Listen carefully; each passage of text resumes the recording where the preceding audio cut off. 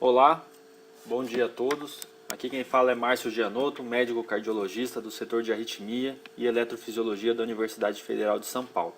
Trazemos para vocês mais uma vez uma aula interessante, baseada em traçados eletrocardiográficos, para discussão a respeito de traçados de eletrocardiograma. Lembramos a todos que, apesar do diagnóstico, na maioria das vezes, ser clínico, nós aqui vamos estar direcionados para o traçado e para o diagnóstico baseado no eletrocardiograma. E começaremos com esses próximos 5 eletros, que correspondem a situações graves em 5 pacientes diferentes. Nós vamos tentar, pelo eletrocardiograma, identificar quais seriam essas possíveis situações clínicas baseadas apenas no traçado eletrocardiográfico. O primeiro eletrocardiograma é este, que está na tela, de um paciente masculino com 60 anos de idade. Darei um intervalo de 30 segundos para que façam a análise do eletrocardiograma antes que inicie os comentários.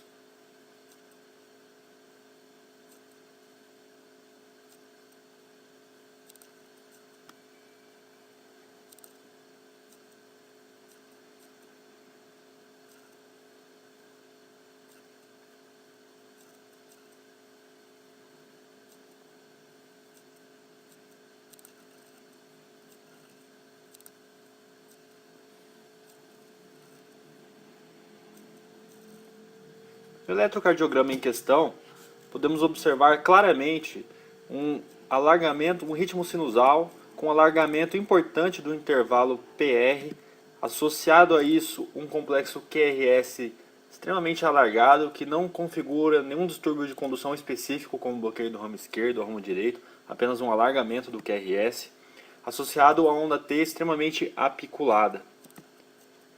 Isso nos caracteriza uma possível hiperpotassemia grave. Entre as causas de prolongamento do QRS que podemos encontrar, destacam-se os mais comuns, que são os atrasos na condução ventricular, como bloqueio de ramo esquerdo, bloqueio de ramo direito ou outros distúrbios de condução.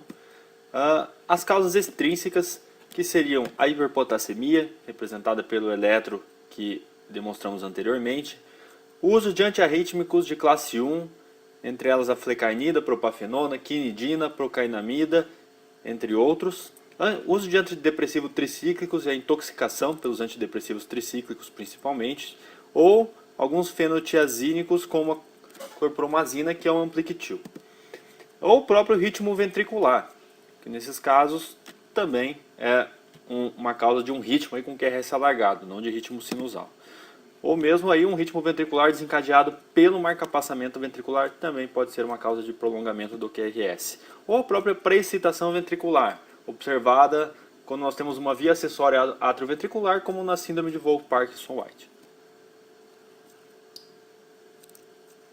O novo eletrocardiograma é de um paciente masculino com 50 anos de idade. Darei novamente 30 segundos para análise do traçado eletrocardiográfico.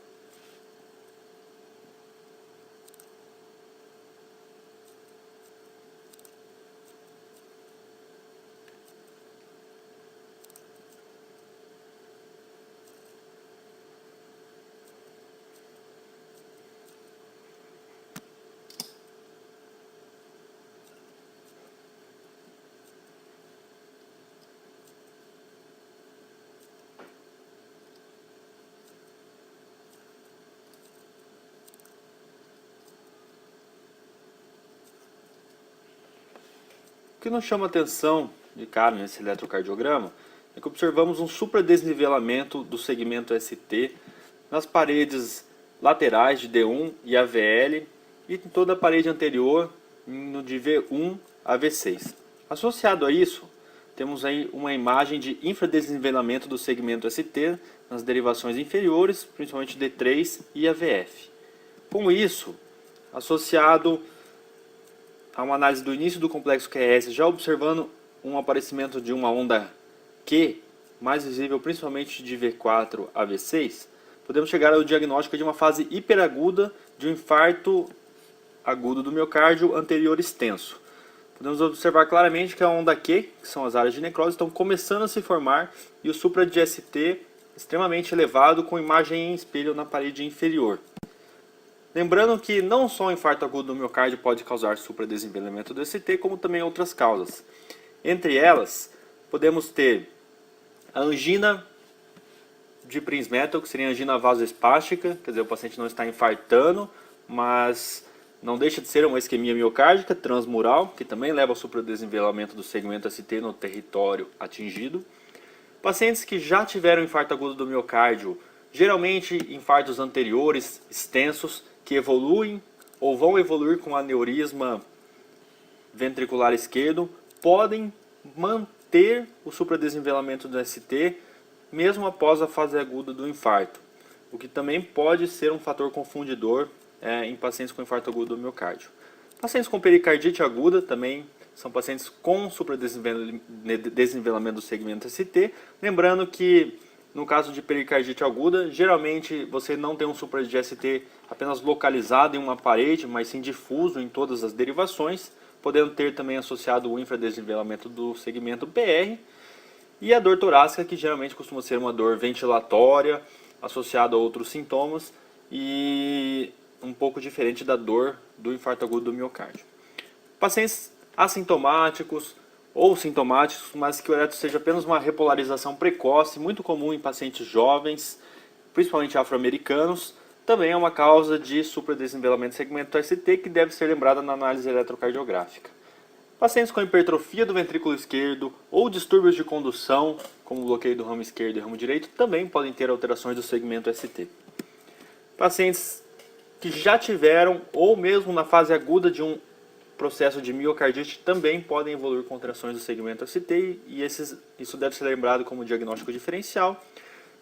Commotio cordis, trauma do ventrículo esquerdo, também tem que ser lembrado como uma causa de alteração do segmento ST, bem como as ondas de Osborn observadas em pacientes com hipotermia, ou mesmo pacientes com hiperpotassemia, que podem apresentar um supradesenvolvimento do ST, sendo que geralmente esse supradesenvolvimento do ST é restrito às derivações V1 e V2.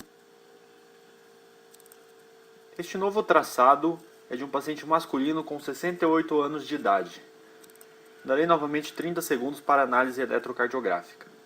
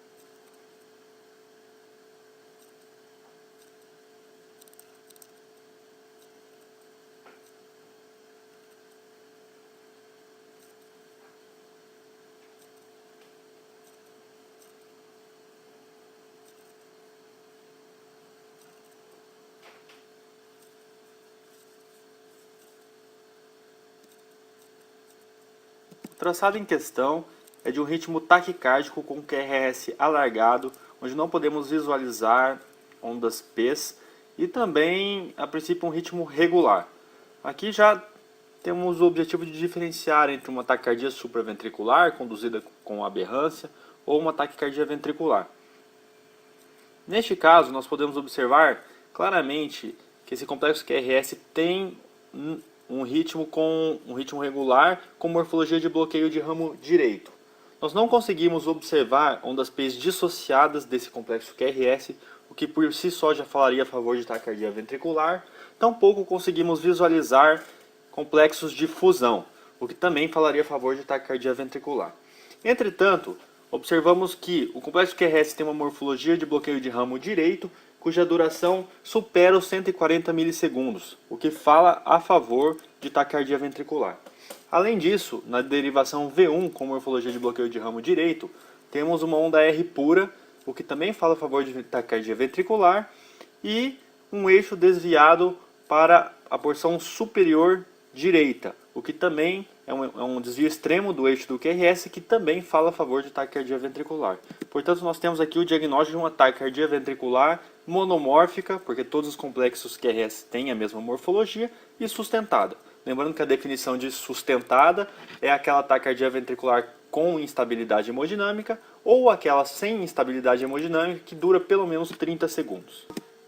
Lembrando que os critérios que favorecem taquicardia ventricular diante de um eletrocardiograma com QRS alargado é a presença de dissociação atrioventricular, o que não foi possível visualizar no eletrocardiograma anterior, a duração dos complexos QRS, quando temos morfologia de bloqueio de ramo direito, que é o caso do eletrocardiograma anterior, quando esse complexo QRS ele dura mais do que 140 milissegundos ou 0,14 segundos, ou quando temos um eletrocardiograma com padrão de bloqueio de ramo esquerdo e o complexo QRS tem uma duração maior do que 160 milissegundos.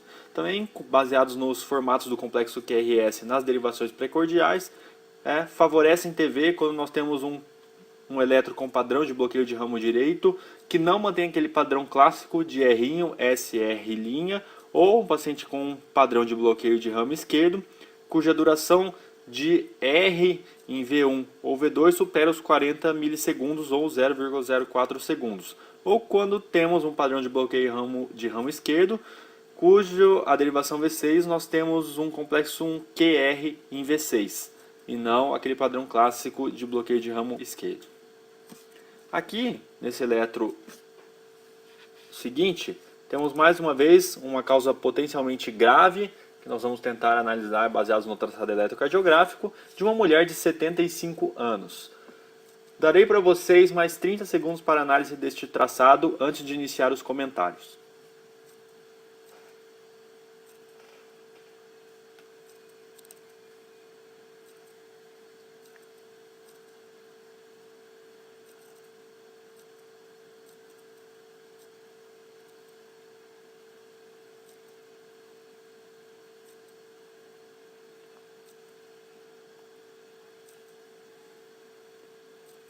Neste traçado, conseguimos observar claramente a presença de diversas ondas P, mantendo uma frequência totalmente diferente das ondas dos complexos QRS, sendo ainda que esses complexos QRS eles são complexos relativamente largos, ou seja, maior do que 120 milissegundos, e também podemos perceber que não existe nenhuma relação entre os batimentos atriais, que são as ondas P, e os batimentos ventriculares representados pelos complexos QRS.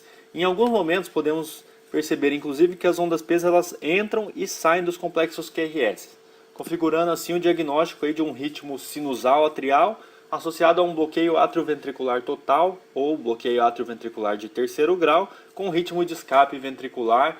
A princípio consideramos até um ritmo de escape baixo porque temos aí um complexo QRS alargado. No traçado seguinte, o paciente masculino com 52 anos de idade apresenta o pronto-socorro com o eletrocardiograma mostrado abaixo. Darei novamente 30 segundos para análise do traçado antes dos comentários.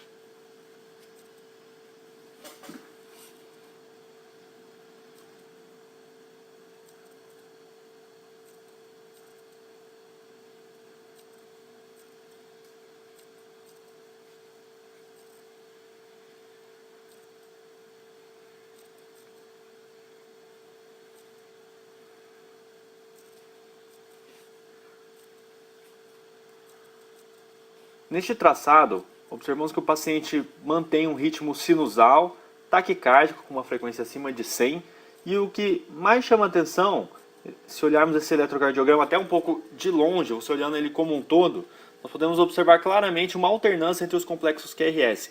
Ora temos um complexo QRS um pouco maior, ora o QRS ele tem uma amplitude menor. E isso se mantém ao longo de todo o traçado eletrocardiográfico.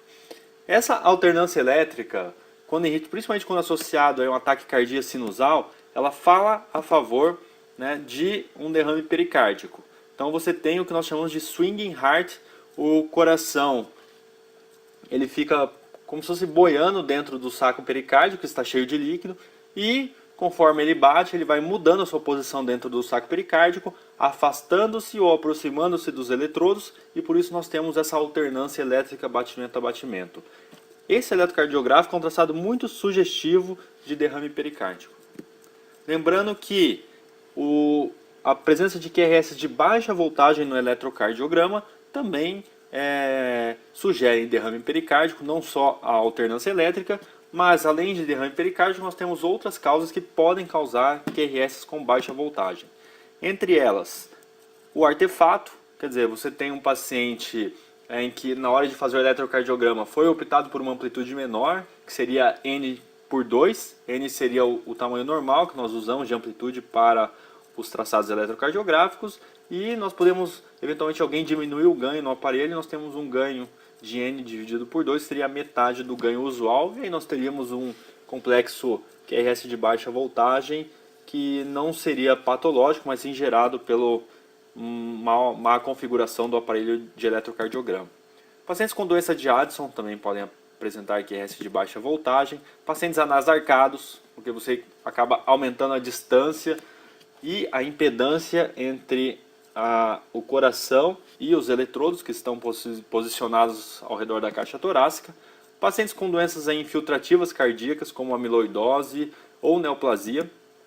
Pacientes transplantados cardíacos, pacientes portadores de cardiomiopatias ou com doença pulmonar obstrutiva crônica, pacientes portadores de pericardite constritiva ou com hipotireoidismo ou mixedema, sendo que nesses casos geralmente também está associado a bradicardia sinusal. Pacientes que estão com quadro de pneumotórax esquerdo acabam tendo aí uma redução na amplitude dos sinais eletrocardiográficos das derivações à esquerda. Pacientes com um infarto anterior extenso que acabam tendo uma diminuição na sua musculatura e, consequentemente, na geração do impulso eletrocardiográfico. Pacientes aí com miocardite aguda ou mesmo crônica. Pacientes obesos, que novamente a gente acaba aumentando a distância entre o coração e os eletrodos. Ou pacientes com derrame pleural, assim como os pacientes com pneumotórax. E também, como nós vimos, os pacientes com derrame pericárdico ou tamponamento, sendo que nesses casos geralmente estão associados a taquicardia sinusal, como no eletrocardiograma anterior. Dando continuidade à nossa aula, vamos mostrar para vocês agora 2 eletrocardiogramas. Esses eletrocardiogramas são de 2 pacientes que chegaram ao mesmo tempo para você, com dor torácica no seu consultório. São pacientes com 50 anos de idade e você vai ter que tomar uma conduta com relação a eles. Os 2 são pacientes que deverão ser encaminhados para o hospital, mas um deles você vai ter que se dedicar e encaminhar imediatamente para o hospital, dando prioridade para o seu atendimento. Então nós vamos mostrar os eletros desses 2 pacientes para que vocês definam qual desses pacientes vocês dariam prioridade no atendimento e por quê. Este aqui é o primeiro traçado eletrocardiográfico. Darei para vocês 30 segundos para análise do traçado.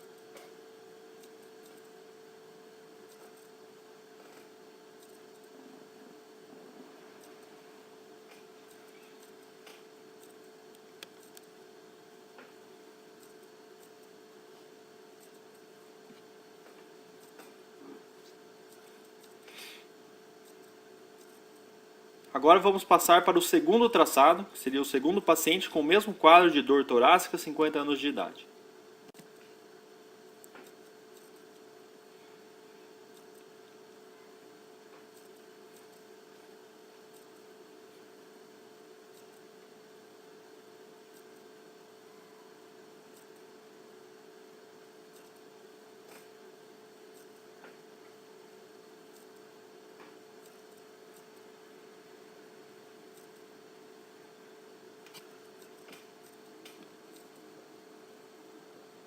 Voltando ao primeiro traçado, para a discussão, observamos nesse traçado um ritmo sinusal com o eixo do complexo QRS e o próprio complexo QRS sem alterações. E quando vamos olhar o segmento ST, conseguimos observar uma elevação do segmento ST em praticamente todas as derivações, sendo mais visível em D1, D2, D3 AVF e de V3 AV6. Além disso, consigo observar um infradesnivelamento do segmento ST em AVR, associado a um supradesnivelamento do segmento PR em AVR, e um infradesnivelamento do segmento PR observado principalmente na parede lateral, de V4 a V6. Esse caso ele é bem compatível com o quê? Um quadro de pericardite aguda, porque é um supradesnivelamento de praticamente todas as paredes, exceto de AVR, em que temos um infradesnivelamento, associado a um infradesnivelamento do segmento PR, mais visível principalmente de V4 a V6, associado a um supradesnivelamento do intervalo PR em AVR. Esse eletro é extremamente sugestivo de pericardite aguda. Quando pegamos o próximo traçado eletrocardiográfico, também observamos um ritmo sinusal, e aqui já chama a atenção uma alteração, um eixo elétrico querendo ter um desvio para a esquerda, associado a um supradesnivelamento do segmento ST, mas dessa vez nós não observamos um supradesnivelamento do segmento ST em todas as paredes. Ele é mais visível principalmente na parede antero-lateral de V1 a V6, D1 e AVL.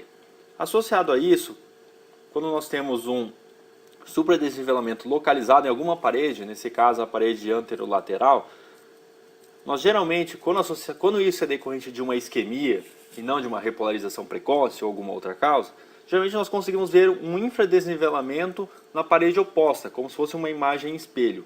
E o que é possível de visualizar aqui na parede inferior. Quer dizer, nós temos um supradesnivelamento da parede antero-lateral associado ao infradesnivelamento da parede inferior.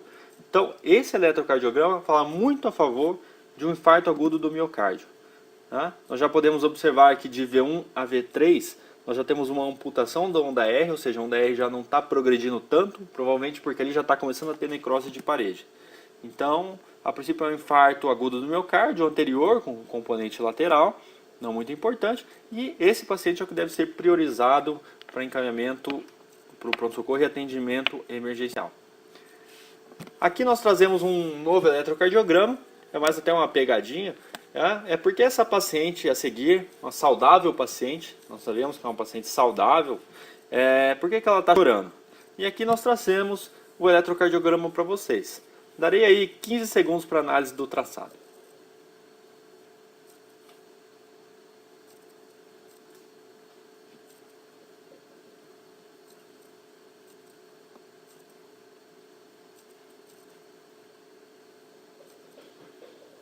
Bom, olhando o traçado, nós podemos observar um ritmo sinusal. Os complexos QRS são complexos bem estreitos, extremamente curtos a duração desse complexo QRS. O ritmo sinusal é um ritmo taquicárdico. E se olharmos o eixo do complexo QRS, observamos que é um eixo desviado para a direita. Associado a isso, se nós pegarmos os complexos QRS de V1 até V6, nós observamos, além da duração que é extremamente curta, que em V1 ele já começa com uma onda R grande, o que geralmente não acontece. O normal de um complexo QRS, em pacientes saudáveis, sem nenhuma doença estrutural, é o complexo QRS de V1 a V6 começar com uma onda R pequena e uma onda S grande, e conforme nós vamos de V1 até V6, a onda R ela vai crescendo e a onda S ela vai diminuindo. Isso não acontece aqui, até sugerindo uma possível sobrecarga de ventrículo direito. Então nós teríamos aí uma taquicardia sinusal, com complexo QRS de duração extremamente curta, associado a um desvio do eixo para a direita e alguns sinais de sobrecarga ventricular direita. Se esse paciente fosse um paciente adulto, nós provavelmente poderíamos pensar em alguma doença associada ao ventrículo direito. Poderia até ser um tromboembolismo pulmonar, ou um paciente que já é portador de alguma cardiopatia congênita, ou com hipertensão pulmonar. Mas no caso, esse é um eletro normal de um paciente pediátrico. Então aqui nós observamos as alterações que eu descrevi para vocês, as alterações do eixo, a onda R grande em V1, o complexo que é extremamente curto e a frequência taquicárdica. É um ECG normal de um paciente recém-nascido. Essas alterações eletrocardiográficas elas são normais no recém-nascido e elas tendem a regredir conforme a idade. Então, o paciente a seguir é um novo caso aí para uma pegadinha para discutir com vocês, é um paciente de 45 anos que se apresenta no pronto-socorro com dor em fossa ilíaca esquerda. Ele faz um eletro antes de realizar a apendicectomia, quer dizer, ele chegou com uma dor na fossa ilíaca esquerda, foi diagnosticado uma apendicite e antes de ir para a cirurgia ele faz um eletrocardiograma que nós vamos ver a seguir. Lembrando que o paciente já tinha um eletrocardiograma prévio de alguns anos atrás. Esse eletrocardiograma era igual ao eletrocardiograma que nós vamos mostrar a seguir, ou seja, não teve alteração nesse período do eletrocardiograma. E na época que o paciente fez esse eletrocardiograma, não foi evidenciado nenhuma doença funcional ou estrutural do coração. Então agora nós repetimos o eletro como avaliação pré-operatória da cirurgia de apendicectomia e nós queremos saber qual que é o diagnóstico, baseado no eletrocardiograma. Então o que nós podemos olhar aqui no eletrocardiograma? Se a gente já olhar, a gente começa a perceber que não parece ser um ritmo sinusal ao princípio. Nós temos aí uma onda P negativa em D1, então tem um ritmo atrial, mas com uma onda P negativa em D1, e quando o intervalo PR é a princípio normal, mas quando vamos olhar aí os complexos QRS nas derivações periféricas, nós já observamos um eixo aí totalmente desviado. Nós temos D1 negativo com AVF positivo, e aí nós já vemos que o eixo está desviado para a direita. E aí quando nós vamos para as derivações precordiais, aquela progressão de R que eu falei para vocês, que geralmente acontece, que é uma onda R em V1 pequena e ela vai crescendo até V6, isso não está acontecendo aqui, pelo contrário, a onda R está diminuindo, bem como a amplitude dos complexos QRS. Então, aqui o que eu chamei a atenção de vocês, o complexo QRS negativo em D1, negativo em AVL, positivo em AVR, positivo em AVF. Quer dizer, se eu olhar isso aqui, eu até poderia pensar, poxa, será que não houve uma troca de cabos? Mas aí quando eu olho as derivações precordiais, eu vejo que também, de V1 a V6, a onda R, ao invés de progredir, ela está diminuindo. E aí a gente associa isso ao quadro clínico. O paciente tem um diagnóstico de apendicite com dor em fossa ilíaca esquerda. Geralmente, pacientes com apendicite têm dor em fossa ilíaca direita, que geralmente é a localização do apêndice. Então aqui nós temos o traçado de um paciente com citos inversos com destrocardia. Ou seja, esse é um eletro clássico de destrocardia. Uma dica para vocês é que, para você ter certeza que isso aqui não é uma troca de eletrodos, é só você olhar as derivações também precordiais. Quer dizer, você olhou D1, viu que a onda P está negativa, os complexos QRS estão negativos, ou seja, vai ver, colocaram os eletrodos do braço no pé e do pé no braço, mas aí você vai olhar as derivações, vai de V1 até V6, e você observa que não, que a onda R, ao invés de progredir no que deveria acontecer, ela está regredindo. Então por quê? Porque de V1 a V6 nós estamos nos afastando do coração e não nos aproximando, porque o coração desse paciente está à direita e não à esquerda, onde estão as posições clássicas de V1 a V6. O próximo caso é um paciente aí que teve um infarto agudo do miocárdio há 2 meses. O paciente tem 75 anos e chegou no pronto-socorro com dispneia, estertores crepitantes ausculta, associado a B3. Foi feito aí a avaliação sanguínea das enzimas cardíacas, essas enzimas vieram negativas e quando nós fizemos o eletrocardiograma está inalterado em relação ao eletro de 1 mês atrás. Ou seja, o paciente infartou há 2 meses, fez o último eletro aí há 1 mês atrás, e hoje chegou no pronto-socorro com falta de ar, com sinais de congestão pulmonar. Nós repetimos o eletro era semelhante ao eletro de 1 mês atrás.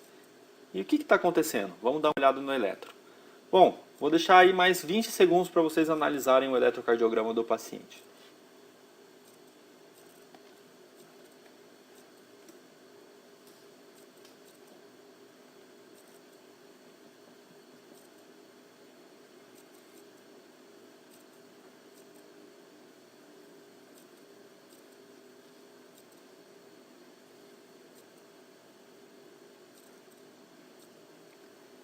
No eletrocardiograma que estamos observando, conseguimos ver que o paciente mantém um ritmo sinusal com bloqueio atrioventricular de 1º grau, ou seja, um intervalo PR acima de 200 milissegundos.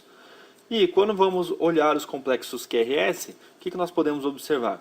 Primeiro, nós conseguimos observar uma onda Q que vai de V1 a V3, é uma onda Q grande, com duração maior do que 40 milissegundos, que sugere uma área de necrose na região anterior, anteroseptal, né? E uma alteração na repolarização ventricular, que é um supradesnivelamento que vai desde V2 até V4, e ainda com onda T invertida em V5, V6 e em outras derivações. Se eu olhasse esse eletro sem conhecer o caso clínico, eu poderia até falar para vocês, também podemos observar uma discreta onda Q em V1, mas principalmente em AVL, que também fala a favor de uma necrose também na parede lateral, ou seja, seria uma necrose anterolateral. Se pegasse esse eletro pela primeira vez, esse eletro é um eletro até compatível com um infarto agudo do miocárdio em evolução, já com pelo menos 6 horas de evolução da parede anterolateral. Mas eu tenho a informação de que o eletro de um mês atrás era igual a esse. Então o que pode estar acontecendo? Olhando o eletro, nós sabemos que é um paciente que tem uma necrose na parede anterolateral. E ele manteve essa alteração, principalmente esse supradesnivelamento do segmento ST. Isso é muito característico de pacientes que têm um infarto extenso na parede anterior e acabam evoluindo com aneurisma de ventrículo esquerdo. Então esses pacientes vão ter, ao longo de suas vidas, esse supradesnivelamento permanente na parede, principalmente na parede anterior, né? Então isso é um fator confundidor para um infarto agudo do miocárdio, e até muitas vezes nós recomendamos que os pacientes andem com uma cópia do eletrocardiograma junto, para ter um meio de comparação, porque em qualquer setor de emergência que esse paciente chegasse com um quadro aí de dispneia súbita ou dor torácica e não tivesse essa informação, esse eletrocardiograma prévio, ele poderia ser confundido com um novo infarto agudo do miocárdio e encaminhado para o setor de hemodinâmica, para uma angioplastia primária ou mesmo ser trombolizado. Também é interessante lembrar aqui nesse traçado eletrocardiográfico que temos sinais importantes de hipertrofia ventricular esquerda. O próximo eletrocardiograma é de uma paciente idosa, portadora de insuficiência cardíaca e com eletrocardiograma prévio de fibrilação atrial de alta resposta. Agora ela chega ao PS queixando-se de náuseas. E temos esse eletrocardiograma. Ou seja, a paciente já tinha sido atendida há um tempo atrás com fibrilação atrial de alta resposta, foi ajustada a sua medicação, ela foi para casa. Um tempo depois ela volta com queixas de náuseas e o eletrocardiograma é esse identificado abaixo. E aí, qual o diagnóstico?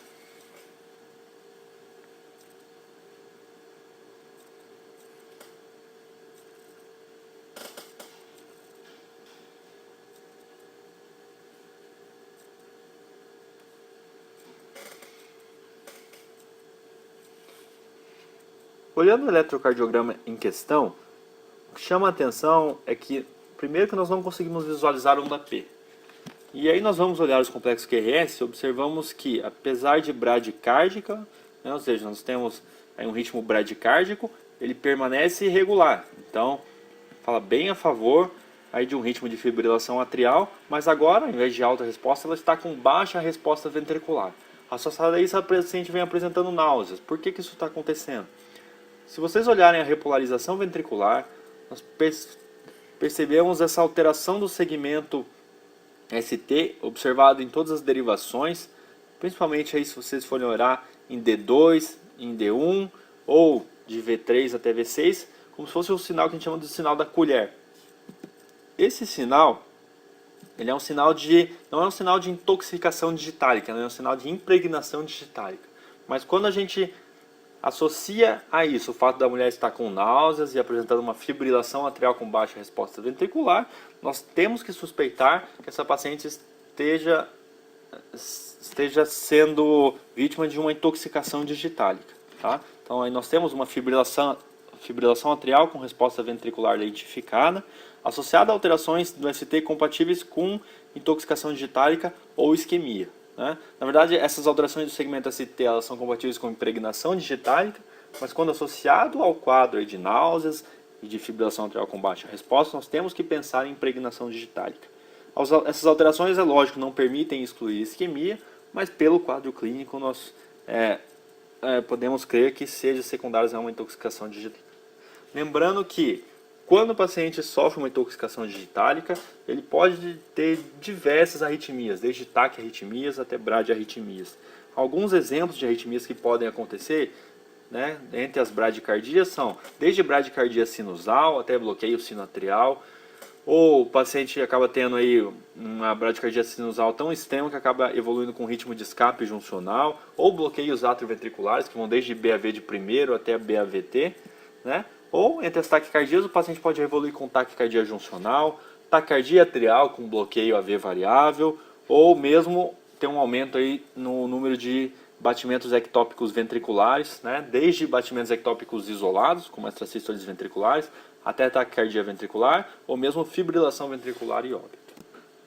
Lembrando que alguns fatores podem predispor para intoxicação digitálica, ou seja, um nível sérico de digoxina no sangue, associado a algum desses fatores, o paciente pode passar de uma impregnação para uma intoxicação digitálica, porque o nível terapêutico da digoxina é muito baixo. Então, o valor do o nível sérico de digoxina terapêutico para o nível sérico tóxico é muito próximo. Então, quando esses fatores estão presentes, um paciente mesmo que está sob efeito de digoxina e impregnado pode evoluir para intoxicação. São eles: pacientes com amiloidose cardíaca, pacientes com doença pulmonar crônica, tem maior facilidade de evoluir com intoxicação digitálica, paciente que evolui com hipercalcemia ou hipopotassemia, pacientes que também estão com hipomagnesemia, são pacientes com predisposição para intoxicação digitálica, pacientes com hipotireoidismo, hipoxemia, pacientes em vigência de um infarto agudo do miocárdio, idosos ou pacientes com insuficiência renal, porque isso acaba diminuindo o clearance da digoxina. Ou mesmo pacientes aí que portadores de fibrilação atrial, ou Parkinson-White, acabam tendo aí uma maior predisposição para intoxicação digitálica quando em uso de digitais como a digoxina. Agora um novo quadro clínico, nós vamos fazer o seguinte, nós vamos mostrar alguns eletros e perguntar para vocês qual das medicações, vamos dar algumas alternativas e qual das medicações abaixo vão poder causar as alterações nos eletrocardiogramas que nós vamos mostrar na sequência. Então, o primeiro eletro que nós vamos mostrar, nós queremos saber qual dessas medicações abaixo podem causar as alterações eletrocardiográficas que nós vamos observar no eletrocardiograma. Então, aqui para o próximo eletro nós temos digoxina, captopril, amiodarona, metoprolol e verapamil. E o eletrocardiograma é esse daqui. Vou dar um intervalo aí de 20 segundos para vocês analisarem os traçados antes de comentar.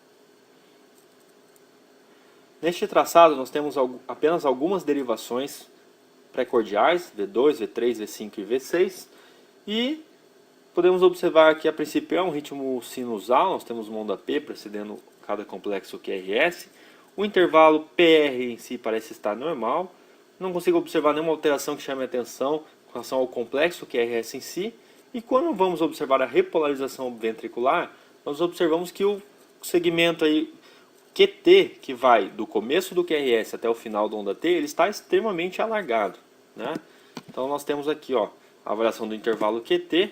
Se nós fizéssemos a medida desse intervalo, nós teríamos aí 18 milímetros, que seriam 720 milissegundos ou 0,72 segundos.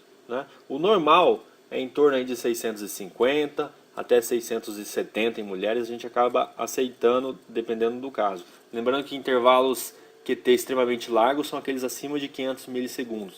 Este sim predispõe muito mais a arritmias ventriculares. E nós podemos ainda, pode ser que esse intervalo QT seja largado, mas só porque a paciente está um pouco bradicárdica. Nós podemos corrigir isso para a frequência. Então nós pegamos, como é que é feita essa correção do intervalo QT pela frequência cardíaca? Nós pegamos o intervalo QT em segundos e dividimos pela raiz quadrada do RR, que aqui no caso deu 29 milímetros, o que daria 1,16 segundos. Então, nós fazemos o intervalo QT dividido pela raiz quadrada do RR, e mesmo corrigido nós temos um intervalo de 660 milissegundos, ou 0,66 segundos, o que é um intervalo QT extremamente alargado. Esse intervalo QT é perigoso, ele pode predispor ataque a arritmias, principalmente a taquicardia ventricular polimórfica, conhecida como torsade de Points. Entre as medicações que eu citei a seguir, quais delas alargam o intervalo QT? Né? Então, de todas as que eu citei, a amiodarona é a que alarga o intervalo QT e provavelmente foi a causa aqui dessa alteração eletrocardiográfica. Lembrando que nesses casos, quando você tem um intervalo QT extremamente prolongado, sobre o uso de alguma medicação que possa alargar o intervalo QT, principalmente quando o intervalo QT passa de 500 milissegundos, que o risco é maior, nós devemos suspender essa medicação, devemos dosar o potássio e o magnésio desses pacientes.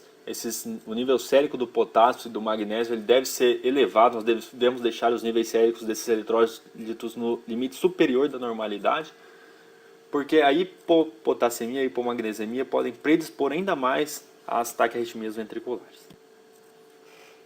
Além da amiodarona, diversas drogas podem alterar o intervalo QT, entre elas outros antiarrítmicos, e aqui chamo a atenção para o sotalol, que é uma das medicações que mais alarga o intervalo QT e que mais predispõe a arritmias ventriculares pelo alargamento do intervalo QT. Então, pacientes em uso de sotalol, principalmente mulheres, tem que ter o intervalo QT monitorizado, você tem que aferir o intervalo QT antes e depois da introdução da medicação, e se esse intervalo aumentar demais ou passar de 500 milissegundos, nós temos que considerar a troca e a suspensão da medicação. Alguns antihistamínicos também podem alargar o intervalo QT, bem como macrolídeos, principalmente a eritromicina, fluoroquinolonas, como o ciprofloxacino, o haloperidol, muito usado em UTI, paciente idoso que agita. Às vezes você faz o aldol e se o paciente está em uso de alguma outra medicação que já alarga o intervalo QT, isso pode aumentar ainda mais e predispor a taquicardia ventricular polimórfica. Antidepressivos tricíclicos, alguns agentes procinéticos. O próximo traçado eletrocardiográfico é de um paciente masculino de 75 anos, assintomático, que fez um eletrocardiograma durante o pré-operatório eletivo de uma cirurgia oftalmológica. Nós estamos com o traçado na tela, darei a vocês 30 segundos para análise do traçado antes de fazer os comentários.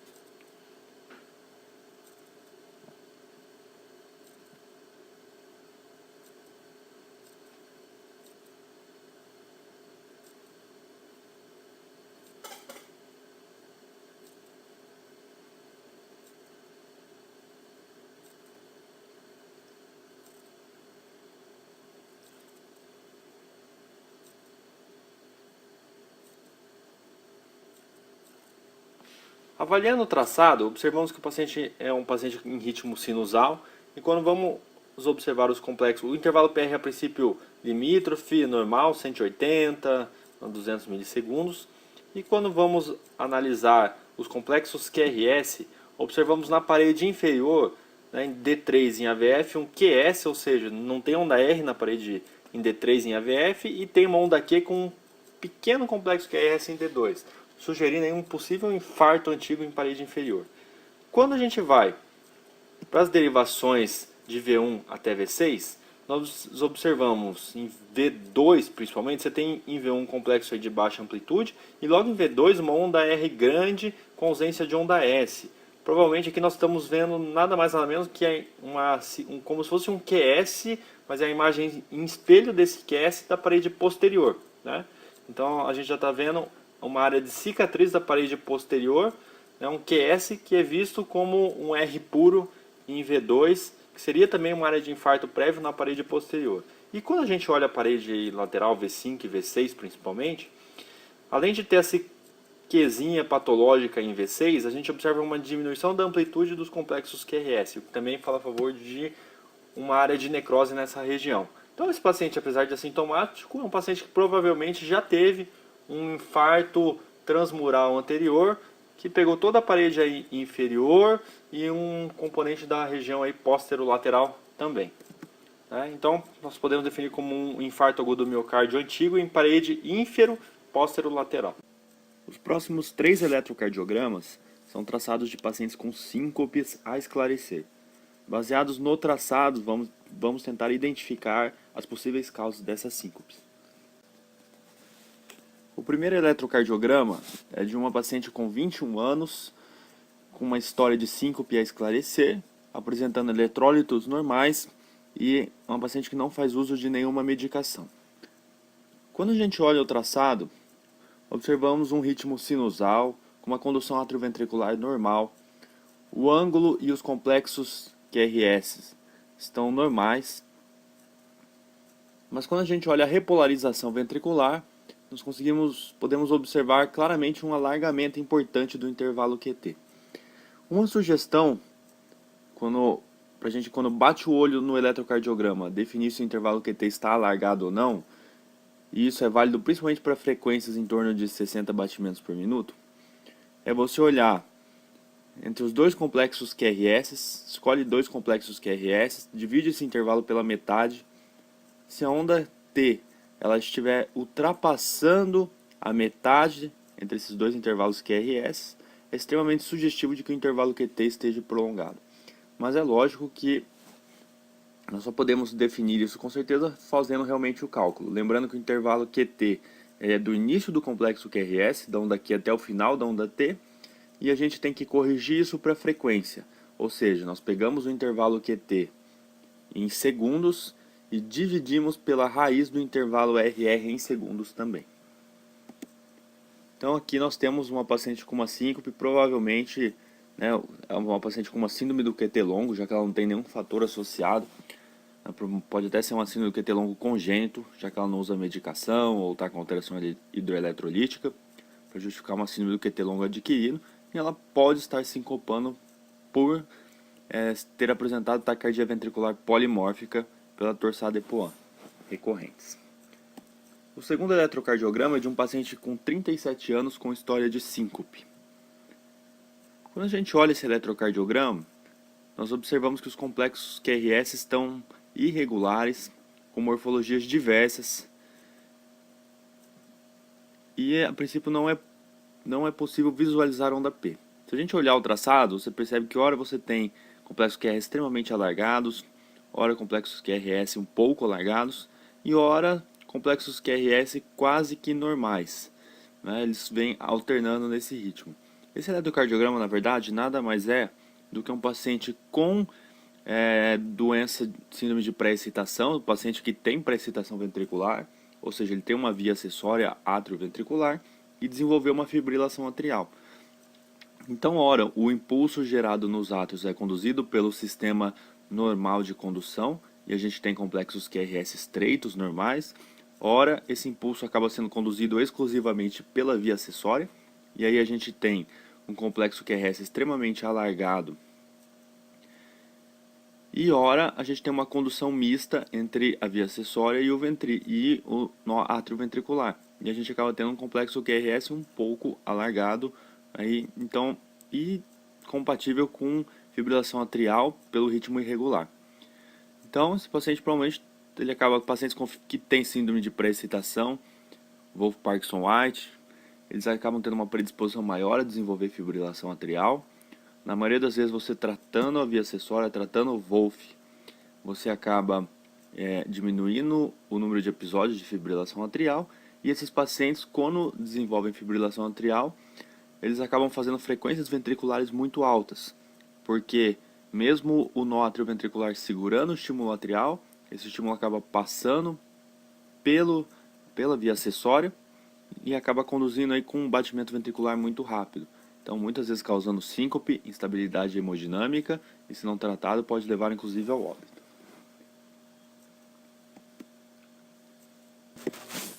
O último eletrocardiograma é de uma paciente com 75 anos com história de síncope. Quando a gente olha o eletrocardiograma, de cara nós conseguimos observar que a frequência atrial está diferente da frequência ventricular. Se a gente pegar e medir os intervalos PP, que seria a frequência atrial, nós conseguimos observar que algumas ondas P caem sobre as ondas T e por isso a gente não consegue ver. E consegue observar também que existe uma clara relação aí entre as ondas P e os complexos QRS de 3 para 1. Ou seja, a cada 3 complexos atriais, nós estamos tendo um complexo ventricular. Então, é um BAV 3:1. Tá? Associado a isso, a gente tem um distúrbio de condução no sistema de condução do ventrículo, além de um bloqueio de ramo direito, configurado por essa onda R, S, R' em V1, V2 e V3, o alargamento do QRS. Associado a isso também um desvio do eixo extremamente para a esquerda, com D1 positivo, AVF negativo e D2 negativo. Então nós temos um eixo que está desviado para mais de -30, configurando um bloqueio aí do sistema de condução, um M, bloqueio antero superior do ramo esquerdo. Então, na verdade, é um paciente aí com BAV 3:1, associado ao bloqueio de ramo direito, e um M bloqueio do fascículo anterior do ramo esquerdo. Então, essa paciente, provavelmente a causa síncope dela é uma bradiarritmia. Devem ser excluídos aí hipotireoidismo, medicações, eletrólitos, e considerar o implante de marca-passo caso todas essas causas sejam excluídas e a paciente permaneça nesse ritmo ventricular, nesse ritmo atrial com bloqueio 3:1 para condução ventricular e esse distúrbio de condução intraventricular. Bom, por hoje é isso. Obrigado pela atenção e espero revê-los em breve com mais aulas para vocês sobre eletrocardiografia.